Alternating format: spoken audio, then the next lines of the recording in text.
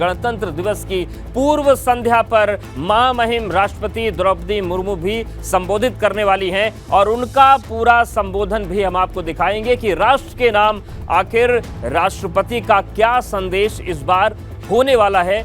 और सीधे रुक करते हैं राष्ट्रपति महोदय का। गणतंत्र दिवस की पूर्व संध्या पर देश और विदेश में रहने वाले आप सभी भारत के लोगों को मैं हार्दिक बधाई देती हूँ।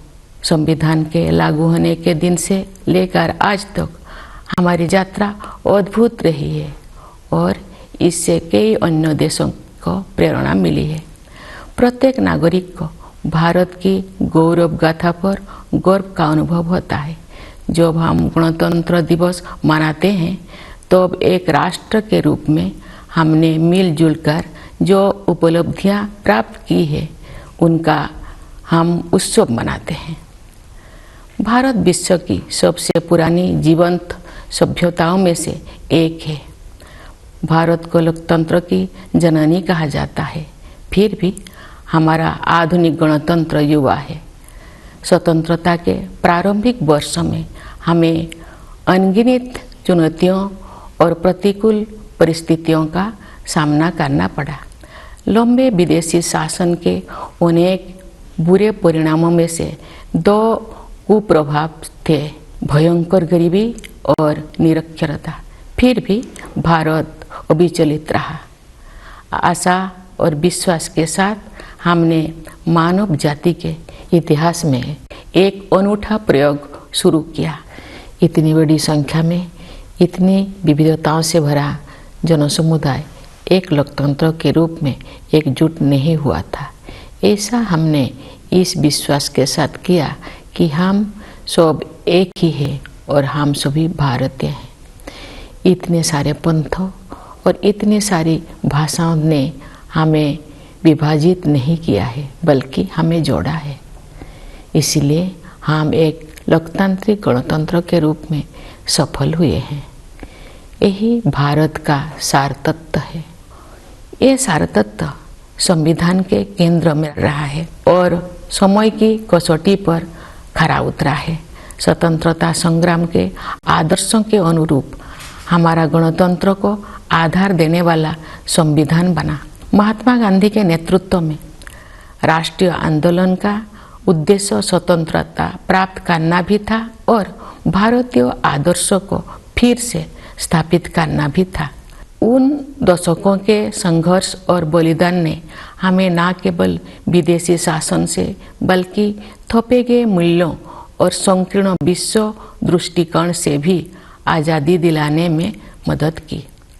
शांति, बंधुता और समानता के हमारे सदियों पुराने मूल्यों को फिर से अपनाने में क्रांतिकारियों और सुधारकों ने दूरदर्शी और आदर्शवादी विभूतियों के साथ मिलकर काम किया।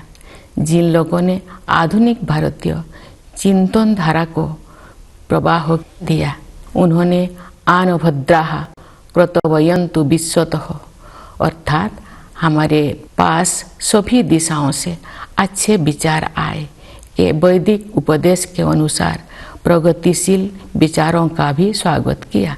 लंबे और गहन विचार मंथन के परिणाम स्वरूप हमारे संविधान की संरचना हुई। हमारा ये बुनियादी दस्तावेज दुनिया की सबसे प्राचीन जीवंत सभ्यता के मानवतावादी दर्शन के साथ साथ आधुनिक विचारों से भी प्रेरित है। हमारा देश बाबा साहेब भीमराव अंबेडकर का सदैव ऋणी रहेगा, जिन्होंने प्रारूप समिति की अध्यक्षता की और संविधान को अंतिम रूप देने में महत्वपूर्ण भूमिका निभाई।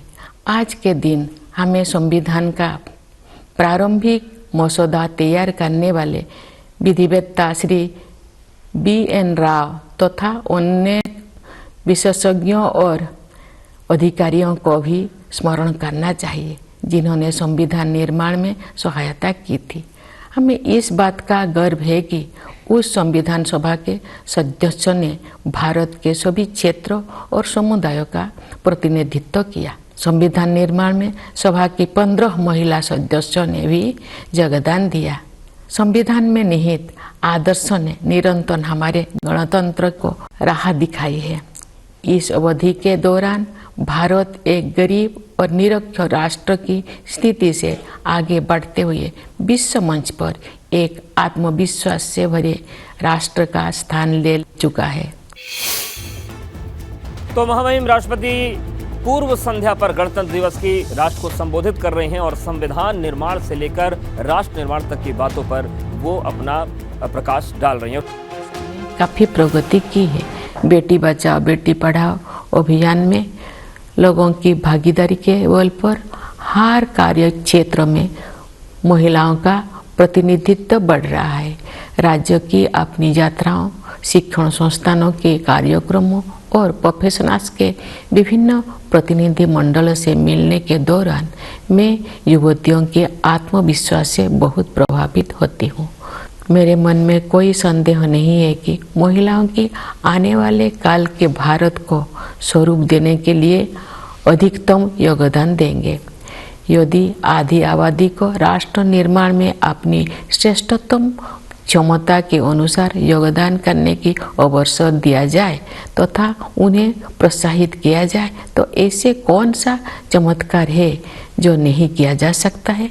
सशक्तिकरण की यही दृष्टि अनुसूचित जातियों और अनुसूचित जनजातियों सहित कमजोर वर्गों के लोगों के लिए सरकार की कार्यप्रणाली का मार्गदर्शन करती है। वास्तव में हमारा उद्देश्य न केवल उन लोगों के जीवन की बाधाओं को दूर करना और उनके विकास में मदद करना बल्कि उन समुदाय से सीखना भी है।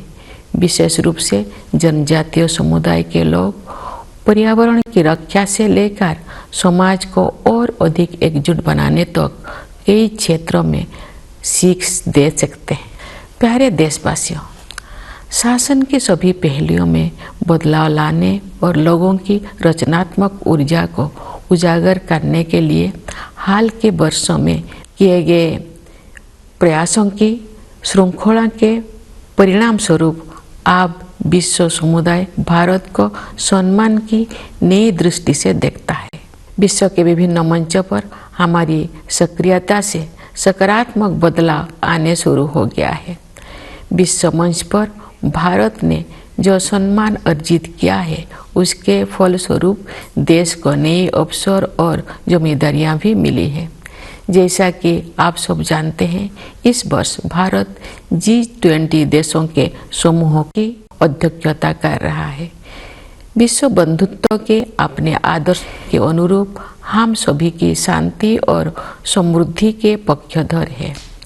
G20 की अध्यक्षता एक बेहतर विश्व के निर्माण में योगदान हेतु भारत को अत्यंत महत्वपूर्ण भूमिका प्रदान करती है। इस प्रकार G20 की अध्यक्षता लोकतंत्र और मल्टीलेटरलिज्म को बढ़ावा देने का अच्छा अवसर भी है और साथ ही एक बेहतर विश्व और बेहतर भविष्य को स्वरूप देने के लिए उचित मंच भी है।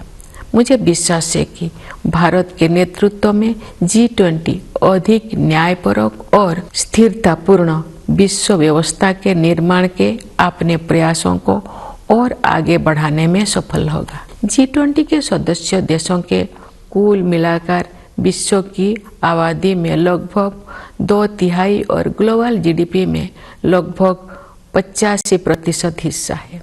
इसलिए ये वैश्विक चुनौतियों पर चर्चा करने और उनके समाधान के लिए एक आदर्श मंच है। मेरे विचार से ग्लोबल वार्मिंग और जलवायु परिवर्तन ऐसे चुनौतियां हैं जिनका सामना शीघ्रता से करना है। वैश्विक तापमान बढ़ रहा है और मौसम में बदलाव के चरम रूप दिखाई पड़ रहा है। हमारे सामने एक गंभीर दुविधा है। अधिक से अधिक लोगों को गरीबी से बाहर निकालने के लिए आर्थिक विकास जरूरी है, लेकिन इस विकास के लिए फॉसिल फ्यूल का प्रयोग भी करना पड़ता है।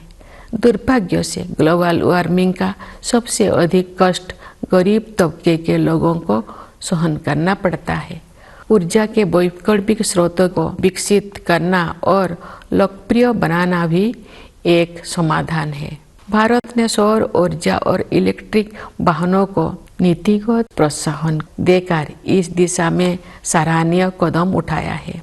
हालांकि वैश्विक स्तर पर विकसित देशों द्वारा टेक्नोलॉजी ट्रांसफर और वित्तीय सहायता के जरिए उभरती हुई अर्थव्यवस्थाओं को सहायता प्रदान करने की आवश्यकता है। विकास और पर्यावरण के बीच संतुलन बनाए रखने के लिए हमें प्राचीन परंपराओं को नई दृष्टि से देखना होगा। हमें अपनी मूलभूत प्राथमिकताओं पर भी पुनर्विचार करना होगा। परंपरागत जीवन मूल्यों के वैज्ञानिक आयामों को समझना होगा। हमें एक बार फिर प्रकृति के प्रति सम्मान का भाव और अनंत ब्रह्मांडों के सम्मुख विनम्रता का भाव जागृत करना होगा। मैं इस बात पर ध्यान आकर्षित करना चाहूँगी कि महात्मा गांधी आधुनिक युग के सच्चे भविष्य द्रष्टा थे, क्योंकि उन्होंने अनियंत्रित औद्योगिकरण से होने वाले आपदाओं को पहले ही भांप लिया था और दुनिया को अपने तौर तरीकों को सुधारने के लिए सचेत कर दिया था। अगर हम चाहते हैं कि हमारे बच्चे इस धरती पर सुखमय जीवन बिताएं, तो हमें अपनी जीवन शैली को बदलने की जरूरत है। इस संदर्भ में सुझाए गए परिवर्तन में से एक बदलाव भोजन से संबंधित है। मुझे ये जानकर प्रसन्नता हुई है कि संयुक्त राष्ट्र ने भारत के सुझाव को स्वीकार किया है और वर्ष 2023 को the international year of millets घोषित किया है। बाजरा जैसे मोटे अनाज हमारे आहार के मुख्य तत्व हुआ करते थे। समाज के सभी वर्ग उन्हें फिर से पसंद करने लगे हैं। ऐसे अनाज पर्यावरण के अनुकूल है, क्योंकि उनकी उपज कम पानी में ही हो जाता है।